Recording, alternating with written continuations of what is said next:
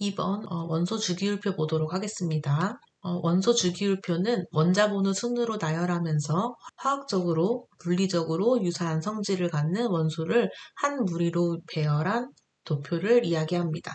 가로를 주기라고 하고요. 세로를 족이라고 하는 거 모두 다 알고 계실 겁니다. 그래서 우리가 흔히 사용하는 주기율표는 1족, 2족, 그리고 13족부터 18족까지 사용합니다. 3족부터 12족은 전이원소에 해당하고 핵심 키의 전형원소 보도록 하겠습니다. 전형원소라는 것은 1에서부터 2족, 12족에서부터 18족에 속하는 원소로서 전이원소를 제외한 원소를 말합니다. 학자들에 따라 기준이 조금씩 다를 수 있다는 거 참고하시면 되겠습니다. 여러분들 대부분이 원소 주기율표에 대해서 잘 알고 계실 거라고 생각하고 이 색깔에 따라서 어떤 게 금속 원소인지 비금속 원소인지 한번 확인해 보시기 바랍니다. 원소 주기율의 구성 보기 전에 핵심 키 옆에 보도록 하겠습니다. 중금속이 어떤 거에 해당하는지 그리고 양쪽성 원소가 어떤 것이 있는지 한번 확인해 보시기 바랍니다. 특히 양쪽성 원소 같은 경우는 기능사에서도 출제된 적이 있고 기출에서도 보인 적이 있기 때문에 참고하시고 눈에 익혀두시면 좋겠습니다. 어떤 것들이 있는지 한번 확인해 보시면 좋겠습니다. 주기와 족에 대해서 이야기했고 금속은 전자를 잃고 양이온이 되려는 성질이 있으며 금속 결합으로 열과 전기 전도성이 좋은 물질이다. 알칼리 금속은 1족 원소를 말하고 알칼리 토금속은 2족 원소들을 말한다. 중금속은 금속과 비금속의 중간 성질을 가지는 물질을 중금속이라고 하고요. 양쪽성 원소는 금속과 비금속의 성질을 모두 가지고 있는 그런 물질을 말합니다. 비금속은 전자를 얻어 음이온이 되려는 성질이 있으며 대부분 기체와 고체로 존재하고 할로젠 원소는 17족 원소, 비활성 기체를 18족 원소라고 해서 각각 어떤 것들이 있는지 이미 알고 계실 것이라고 생각합니다. 핵심 키 보도록 하겠습니다. 여러분들 아마 최외각 전자와 원자가 전자를 조금 구별하기 어려워하는 분들이 있어서 설명드리도록 하겠습니다. 최외각 전자라고 하는 거는 어떤 원자가 있을 때 제일 바깥쪽에 있는 전자들을 최외각 전자라고 합니다. 그냥 말 그대로 제일 바깥쪽에 있는 최외각 전자를 말합니다. 근데 원자가 전자는 약간 개념이 다릅니다. 화학결합에 참여하는 전자의 수인데 맨 마지막에 있는 바깥쪽에 존재하는 전자 중에서 화학결합에 참여하는 전자의 수를 원자가 전자라고 합니다. 나트륨을 보시면은 나트륨은 제일 첫 번째 껍질에 2개, 두 번째 껍질에 8개, 그리고 세 번째 껍질에 1개가 있습니다. 그래서 원자가 전자는 1개고 최외각 전자도 1개입니다. 반응에 참여하는 거이기 때문에. 근데 18쪽인 비활성 기체 같은 경우를 예를 들면은 원자가 전자는 0개입니다. 그 이유는 비활성 기체는 18쪽 원소라서 가장 안정한 상태이기 때문에 다른 원소들과 반응하지 않습니다. 그래서 반응에 참여하지 않기 때문에 원자가 전자는 0개지만 제일 바깥 껍질에 있는 최외각 전자는 8개가 됩니다. 18쪽 원소에 대해서 이렇게 원자가 전자가 적용되기 때문에 한번 잘 생각해 보시고 기억해 두시면 좋겠습니다. 다음 중 양쪽성 원소에 해당되는 것은 어떤 것들이 있는지 한번 보고 체크하시면 되겠습니다. 3번 원소 주기율에 따른 주기성입니다. 원자 번호와 전자 배치부터 보도록 하겠습니다. 필수로 암기해야 될 주기율이 20번까지 있죠. 여러분들 다 20번까지는 무난하게 암기하고 계실 거라고 생각합니다. 양성자의 수에 따라서 원자번호 1번인 수소부터 20번인 칼슘으로 배열되어 있습니다. 중성 원자의 경우는 양성자의 수와 전자 수가 같아서 정기적으로 중성을 띠고 있다는 거, 그리고 같은 주기에 있는 원소들은 전자 껍질의 수가 같다. 같은 주기는 가로를 말하죠. 가로는 껍질의 수가 같다. 그래서 같은 주기의 원소들은 원자의 크기가 비슷하기 때문에 물리적인 성질이 유사하다. 같은 족에 있는 원소들은 세로를 말하고 세로는 최외각 전자의 수가 같다. 제일 바깥 껍질에 있는 전자 수가 같다는 거죠. 같은 족의 원소들은 최외각에 있는 전자 수가 같기 때문에 화학적 성질이 유사하다. 같이 잘 알아두시면 좋겠습니다. 보호 모형의 전자 배치 방법 보도록 하겠습니다. 리튬의 전자 배치는 리튬 원자가 양성자 3개, 중성자 4개로 이루어져 있습니다. 그래서 번호는 3번이고 질량수가 7이 됩니다. 중성 원자로 전자가 3개입니다. 전자수와 양성자 수는 같고 양성자 수와 전자 수와 원자 번호가 같다고 아까 얘기했습니다. 첫 번째 껍질에는 전자가 2개, 두 번째 껍질부터는 전자를 8개씩 채울 수 있다. 다 알고 계시죠? 마그네슘의 전자 배치 보겠습니다. 마그네슘 원자는 원자번호 12번으로 양성자가 12개, 전자가 12개입니다. 그래서 첫 번째 껍질에 2개, 두 번째 껍질부터 8개, 세 번째 껍질에는 남은 전자 2개가 채워진다. 그래서 이 그림까지 잘 알고 계실 거라고 생각합니다. 보어의 원자 모형과 보어의 전자 껍질 이야기 했었고요. 옥텟 규칙이라고 하는 것도 알고 계실 것 같은데 K 껍질을 제외하고는 원자는 최이각 껍질의 전자 8개를 갖고 있을 때 가장 안정하다는 규칙이다. 그리고 비활성 기체는 최이각의 전자 8개를 채우고 있기 때문에 안정해서 1원자 분자로 존재한다는 것까지 알고 계시면 좋겠습니다. 다음으로 주기율에 따른 원자의 크기입니다. 예를 들어서 우리가 원자를 측정할 때는 원자 핵이 있고 전자가 주변에서 빙글빙글 돌고 있다고 얘기했습니다.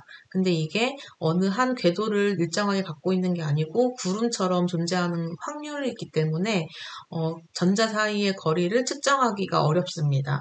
그래서 같은 종류의 원자, 예를 들면은 수소와 수소가 결합한 H2 같은 종류의 원자가 결합했을 때 이 원자의 핵 간 거리를 측정한 다음에 반을 나눠서 원자 반지름을 측정합니다. 그래서 우리가 이걸 반지름으로 사용하고 있습니다. 원자의 크기는 원자 핵의 전하와 전자 껍질의 영향을 받고요.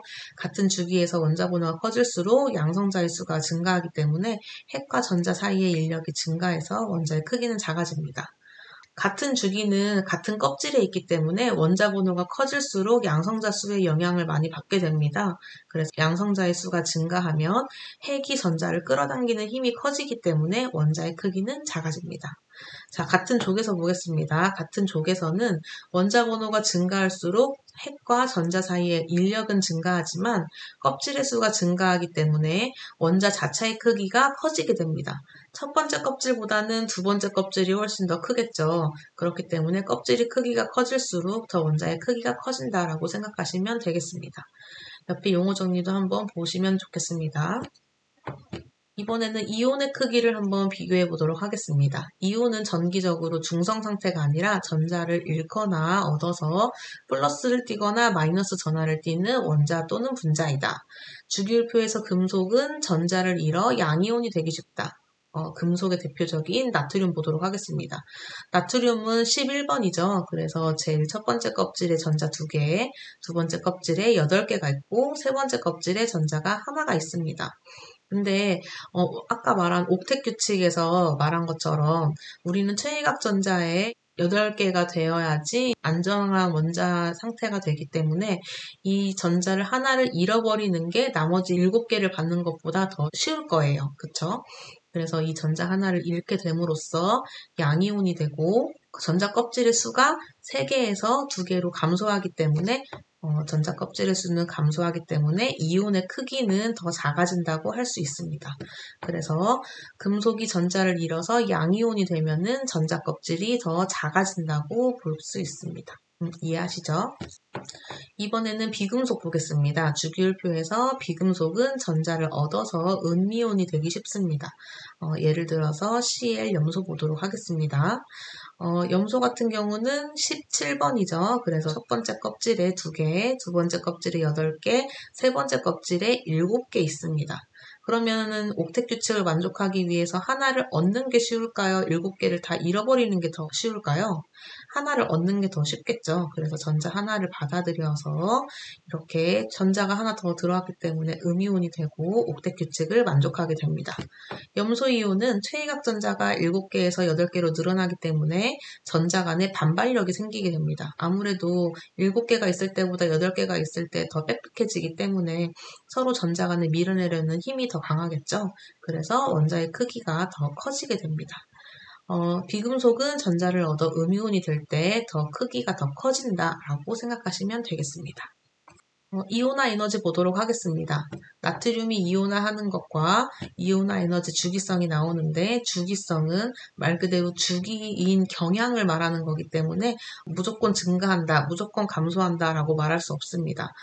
그래서 이렇게 약간의 예외적인 사항이 있다는 것들도 확인 한번 해보시면서 이러한 주기성을 띠는구나 라고 보고 넘어가시면 되겠습니다. 이온화 에너지라는 것은 이 안정화되어 있는 이 원자 상태에 어떤 에너지를 가하게 됩니다. 에너지를 가하면은 안정화되어 있는 이 원자가 에너지를 받았으니까 불안정해지겠죠. 그래서 제일 바깥쪽에 있는 전자 하나가 불안정해지면서 밖으로 튀어나가게 됩니다. 이러면서 이온화 에너지를 측정할 수 있게 되는데요. 이온화 에너지는 바닥 상태에 있는 원자 핵으로부터 전자 한 개를 떼어내는 데 필요한 최소 에너지를 이야기합니다. 어떤 에너지가 들어왔을 때 이 전자가 나갔어요. 이때 필요한 최소한의 이 에너지를 이온화 에너지라고 합니다. 원자 핵과 전자 사이의 인력이 클수록 이온화 에너지는 증가합니다.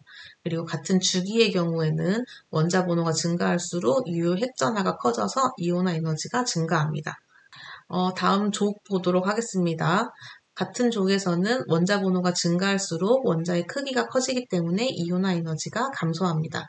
다 경향성이라는 것까지 확인해 보시면 되겠고, 참고 보도록 하겠습니다. 순차적 이온화 에너지라는 게 있는데, 첫 번째 전자를 떼어낼 때 필요한 에너지는 제1 이온화 에너지, 두 번째부터도 전자를 떼어낼 때 필요한 에너지를 제2 이온화 에너지라고 해서 이렇게 사용을 합니다. 개념 잡기 문제 한번 보도록 하겠습니다. 다음은 2주기 원소의 순차적 이온화 에너지를 나타낸 것이다. 예측한 원소로 옳은 것은. 보면은 1 이온화 에너지와 제2 이온화 에너지는 약 2배 정도 차이가 나고 제2 이온화 에너지와 제3 이온화 에너지도 약 2배 정도 차이가 납니다. 그쵸? 근데 제3 이온화 에너지와 제4 이온화 에너지는 약 한 4배에서 5배 정도 차이가 난다고 볼 수 있습니다.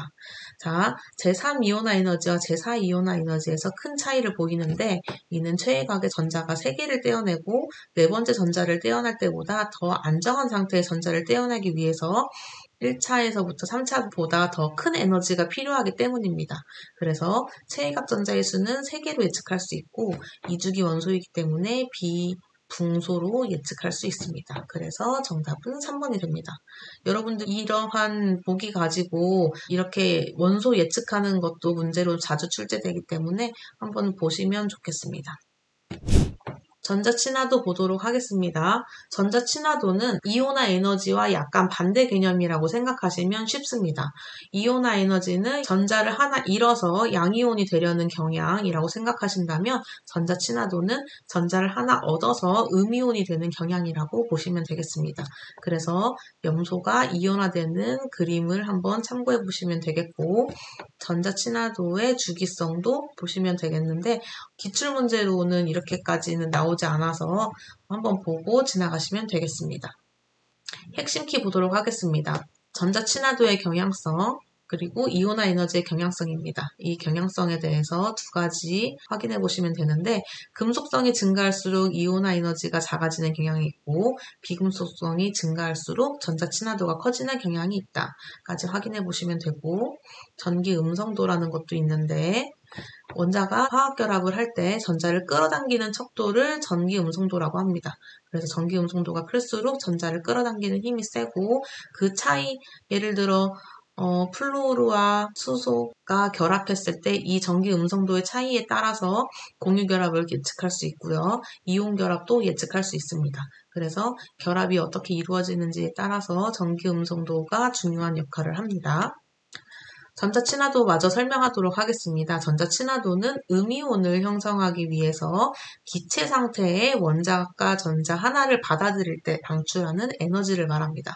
아까랑 좀 다르죠? 아까 이온화 에너지는 양이온을 형성하기 위해 썼고 전자를 하나 떨어뜨릴 때 받을 수 있는 에너지였는데 그쵸? 전자를 잡아당기려는 성질은 유효핵 전하량과 껍질의 수와 관계가 있습니다. 그리고 같은 주기에서 원자 분호가 증가할수록 유효핵 전하량이 커져서 전자 친화도 값이 커지고, 같은 족에서는 원자 분호가 증가할수록 전자 껍질의 수가 많아져서 전자 친화도 값은 작아진다는 것까지 확인하시면 되겠습니다. 비활성 기체 원소들은 전자 친화도는 음이거나 안정한 음이온은 형성하지 않아서 측정할 수 없습니다. 전자 친화도는 비활성 기체에는 해당이 되지 않는다까지 보시면 되겠습니다. 참고사항 한번 읽어보시고요.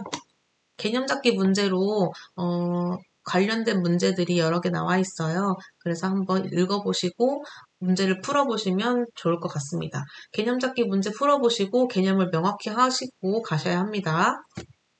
두 번째로 화학 양론 보도록 하겠습니다. 첫 번째, 몰수와 아보가드로 수입니다. 여러분, 몰이 무엇인지 아보가드로 수가 무엇인지 알고 계실 거예요. 한번 같이 보도록 하겠습니다.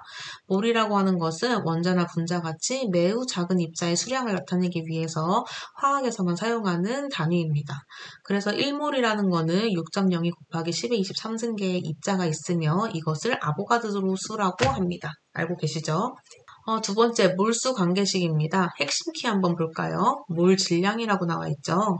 물질 1몰이 가지고 있는 질량을 몰 질량이라고 하며 원자량, 분자량, 화학식량에 g/몰 단위를 붙여서 사용합니다. 이걸 가지고 몰수를 나타낼 수 있는데요. 몰수라고 하는 것은 몇 몰이 있는가 이런 걸 나타낼 수 있는 건데 질량을 분자량으로 나눠주면은 몰수를 구할 수 있습니다. 예를 들어서 36g의 H2O에 들어있는 몰수를 구하기 위해서 한번 사용을 해보면은 H2O의 분자량은 18g/몰이니까 이 몰수를 구할 때 36g을 18g/몰로 나눠주면 g 없어지고 2몰이 되는구나 라고 생각하시면 되겠습니다. 분자나 원주의 종류 관계없이 1몰에는 6.02 곱하기 10의 23승계의 입자가 있으므로 2몰일 때는 곱하기 2인 12.04 곱하기 10의 23승계의 입자가 있다는 것을 알 수 있습니다. 그리고 반대로 2몰의 몰이 36g이라는 거 역으로 알 수 있어야 합니다. 화학식의 표현 보도록 하겠습니다. 분자식이라고 하는 것은 화합물에 포함된 원자의 개수를 원소별로 표현한 식을 말합니다. C가 2개, H가 4개 있구나. 에틸렌은 그렇구나. 아세틸렌은 C가 2개 있고 H가 4개 있고 O가 2개 있구나. 이렇게 원소별로 표현한 식을 분자식이라고 합니다. 두 번째 실험식 보도록 하겠습니다. 화합물에 포함된 원자의 개수를 가장 간단한 비율로 표현한 식입니다. 그래서 같은 에틸렌이라고 하더라도 C2H4인데 이거를 가장 간단한 비율인 CH2로 표현한 걸 보실 수 있고요. 아세트산 같은 경우도 C2H4O2인데 이거를 가장 간단한 비율인 CH2O 이렇게 표현한 걸 볼 수 있습니다. 기출문제를 보시면은 실험식을 계산하도록 하는 문제가 있습니다. 그래서 계산을 통해서 실험식을 구하시오 라고 하는 것들이 문제가 있는데 그때 여러분들은 분자식을 구하라는 건지 실험식을 구하라는 건지 잘 확인하셔서 비율을 한 번 더 생각해 봐야 하는지 알아볼 필요가 있습니다. 어렵지 않기 때문에 기출문제 풀이하면서 확인해 보시면 되겠습니다. 다음으로 시성식 보도록 하겠습니다. 화합물의 특성을 알 수 있도록 작용기를 표현한 식입니다. 아세트산 같은 경우는 COOH라고 해서 카르복시기가 있고 에탄올 같은 경우는 OH, 히드록시기가 있어서 알코올의 성질을 가지고 있구나 라는 것을 확인할 수 있습니다. 이런 거를 시성식이라고 합니다. 구조식은 잘 알고 계실 텐데 이렇게 구조로서 나타낸 거고 탄소와 탄소 사이에 이중결합이 있구나. 여기는 탄소와 산소 사이에 이중결합이 있구나. 이렇게 구조를 통해서 알 수 있습니다. 그래서 화합물을 구조로 나타내는 식을 구조식이라고 합니다. 개념 잡기 문제 보도록 하겠습니다. 다음 중 실험식이 다른 것은 1, 2, 3, 4번 보시면은 가장 간단한 비율로 나타내면 2번이 다르다는 것을 알 수 있습니다. 기출문제이기 때문에 이런 문제는 꼭 맞추고 넘어가시기 바랍니다. 세 번째로 화학 반응식 보도록 하겠습니다. 화학 반응식은 반응물과 생성물과의 관계를 나타낸 식입니다. 그래서 메테인이 산소를 만나서 연소해가지고 이산화탄소와 물이 생성되는 이러한 식을 볼 수 있고 세 가지가 써있지만 세 가지 다 같은 식입니다. 다르게 표현했을 뿐 설명하도록 하겠습니다. 화살표를 기준으로 왼쪽은 반응물, 오른쪽은 생성물을 나타냅니다. 그리고 질량 보존의 법칙에 의해서 반응물과 생성물의 원자수가 같도록 개수를 맞춰야 합니다. 물질의 상태를 나타낼 때는 화학식 뒤에 괄호 안에다가 상태를 나타내는데 여기에 있는 G는 기체인 가스, 그리고 여기 있는 L은 리퀴드인 액체를 나타내는 거 알고 계실 겁니다. S는 고체, 그리고 AQ는 수용액 상태라는 것까지 알고 계시면 되겠습니다. 화학 반응 시 에너지의 출입은 반응열과 반응 엔탈피로 나타냅니다. 그리고 반응열은 반응이 일어나는 개 주위에서 일어나는 에너지 변화인데 뒤에서 설명해 보도록 하겠습니다. 참고로 개와 외계에 대해서 나와 있죠. 여기 보면은 이 네모 박스를 기준으로 안에 있는 것이 개, 이 박스를 기준으로 밖에 있는 것이 외계입니다. 주위라고도 합니다. 그래서 개와 주위 이렇게 나눈다는 거 알고 계시면 되겠습니다. 반응 엔탈피는 반응계에서 일어나는 에너지 변화입니다. 이 엔탈피라고 하는 것이 물질이 가지고 있는 고유의 에너지를 엔탈피라고 하는데요. 이 엔탈피는 측정할 수가 없습니다. 그래서 절대적 측정이 불가능하기 때문에 이 생성물과 반응물 사이의 에너지 변화로서 우리가 측정을 해서 이만큼 변화했구나 라는 것을 엔탈피를 통해서 알 수 있습니다. 그래서 이 델타를 써서 변화량을 측정했다는 것까지 알 수 있고요. 반응열이라고 하는 것은 반응 외계, 이 주위를 기준으로 하는데요. 반응 엔탈피는 반응계를 기준으로 하고 반응열은 주위를 기준으로 한다는 거 알고 계시면 될 것 같고 에너지 변화를 측정하기 때문에 에너지의 크기는 같고 부호가 반대입니다. 반응열은 주위, 반응 엔탈피는 계를 기준으로 한다. 이거 기억해 두시면 되겠습니다. 반응열과 반응 엔탈피는 kJ/몰 단위로 몰당 에너지를 나타낸다. 자, 다음 보도록 하겠습니다. 발열 반응과 흡열 반응입니다. 자, 발열 반응은 어떤 물질이 있고 이 부분을 계라고 하면은 반응계에서 주위인 외계로 에너지 방출이 일어날 때 발열 반응이 일어난다고 할 수 있고 흡열 반응은 어떤 주위에서 반응계로 에너지 흡수가 일어났을 때 흡열 반응이 일어나는구나 라고 할 수 있습니다. 그리고 이때 발열 반응일 때는 반응열을 Q라고 쓰죠.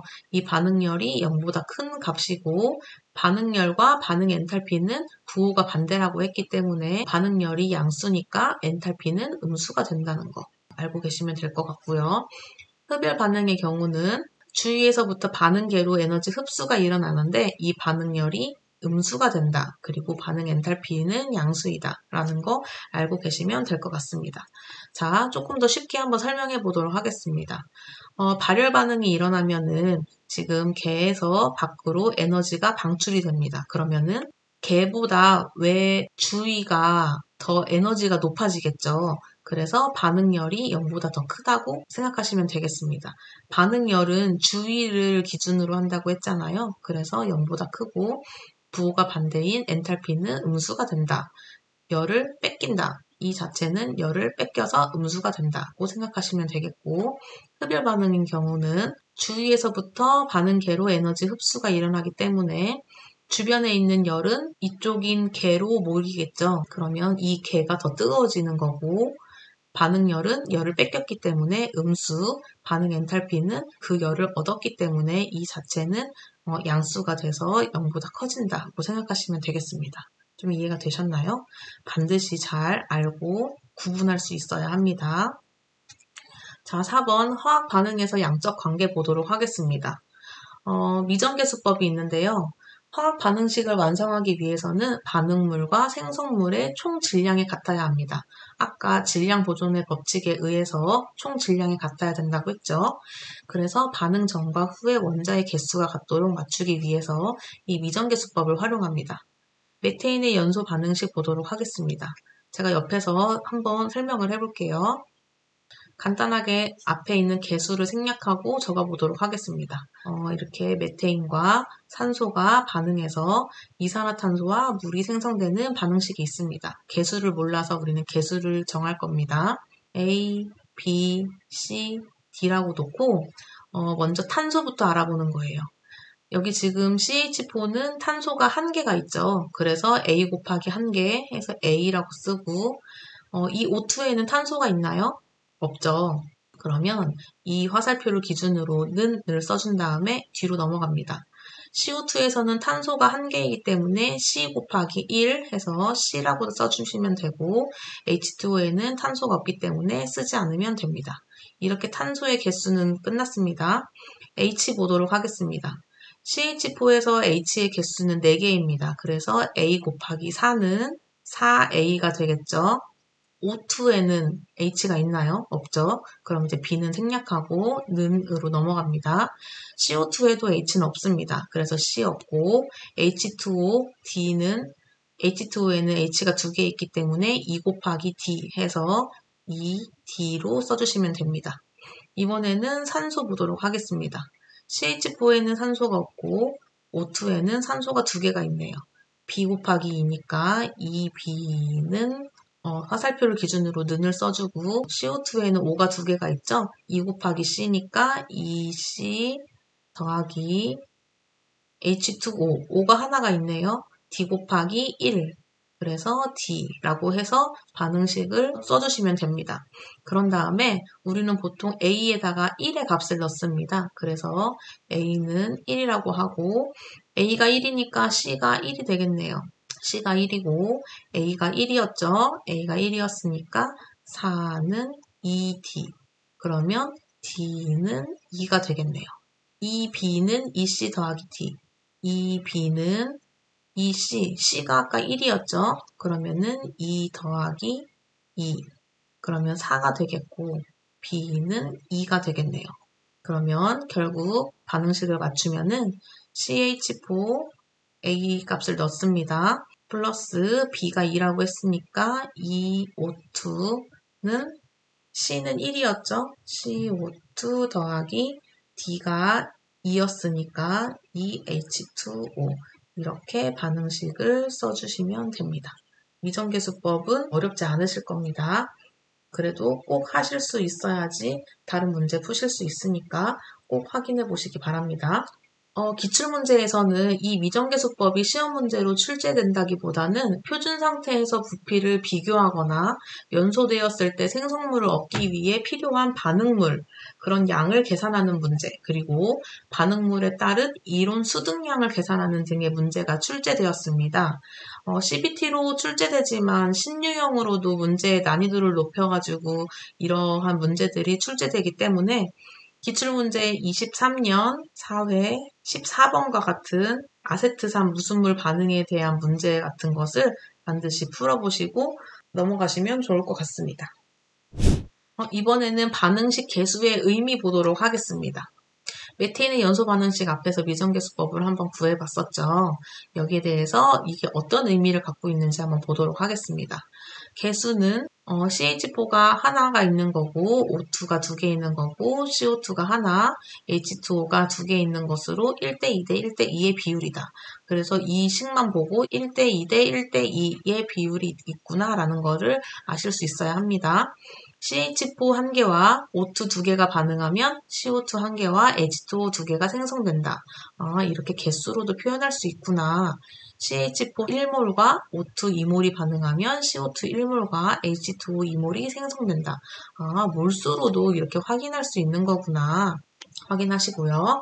0도씨 1기압에서 CH4 22.4L와 O2 44.8L가 반응하면 CO2 22.4L와 H2O 44.8L가 생성된다. 이것은 0도씨 1기압은 표준 상태라고 하죠. 표준 상태에서는 1몰일 때 부피가 22.4L이다 라는 것을 기준으로 써 있는 겁니다. 그래서 CH4가 1몰이기 때문에 22.4L가 있는 거고 O2가 2몰이 있기 때문에 곱하기 2인 44.8L가 있는 거고 나머지도 마찬가지로 표시한 겁니다. 확인하시기 바랍니다. CH4 1g과 O2 2g이 반응하면 CO2 1g과 H2O 2g이 생성되지 않습니다. 이렇게 g으로는 따지지 않습니다. 그래서 정리를 해보면은 개수비는 이 앞에 있는 이 개수의 비는 분자수의 비와 몰수의 비와 부피의 비가 같습니다. 하지만 이렇게 g으로 따지는 질량 비와는 같지 않다는 거 꼭 기억해 두시기 바랍니다. 여기 이렇게 표로 정리를 해봤습니다. 그래서 이 반응식에 따라서 개수비를 구할 수 있고, 몰수비도 같구나.